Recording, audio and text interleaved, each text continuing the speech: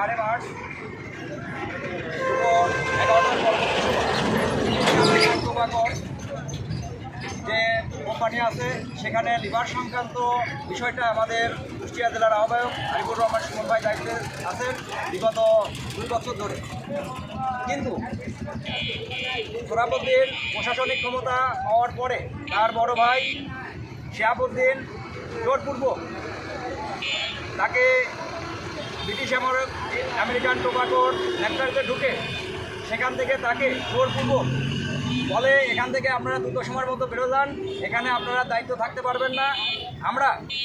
আপনারা জানেন একটি কোম্পানিতে যখন চুক্তিবদ্ধভাবে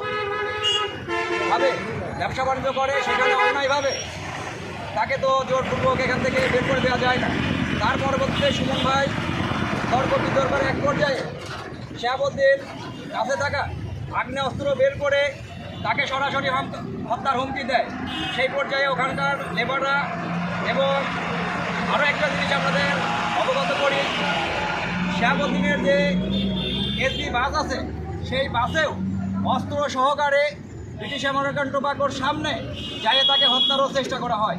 একটা পর্যায়ে এখন আমরা যে জিনিসটা লক্ষ্য করতে পারছি, আমাদের কুষ্টিয়া জেলার আহ্বায়ক আরিফুর রহমান সুমন ভাই তার জীবনের নিরাপত্তার জন্য আমরা প্রশাসনের দৃষ্টি আকর্ষণ করছি, উচ্চ পর্যায়ের কর্মকর্তাদের দৃষ্টি আকর্ষণ করছি, দলীয় মূল নেতৃবৃন্দর দৃষ্টি আকর্ষণ করছি, যাতে এইরকম পরিস্থিতিতে আগামী দিনে আমাদের কৃষক দল সহ বিএনপির অঙ্গ সংগঠনের যেগুলো নেতৃবৃন্দ আছে তাদের উপরে যেন এরকম কোনো হত্যা চেষ্টা না করা হয় এবং যাতে খুব দ্রুত সময়ের মধ্যে এই শিহাবউদ্দিনকে তদন্ত করে আইনের আওতায় নিয়ে আসা হয়, সেই ব্যাপারে আমি আপনাদের সাংবাদিক ভাই, প্রশাসনের ভাই সবাইকে দৃষ্টি আকর্ষণ করে আমি আমার কথা শেষ করছি। আল্লাহ হাফেজ।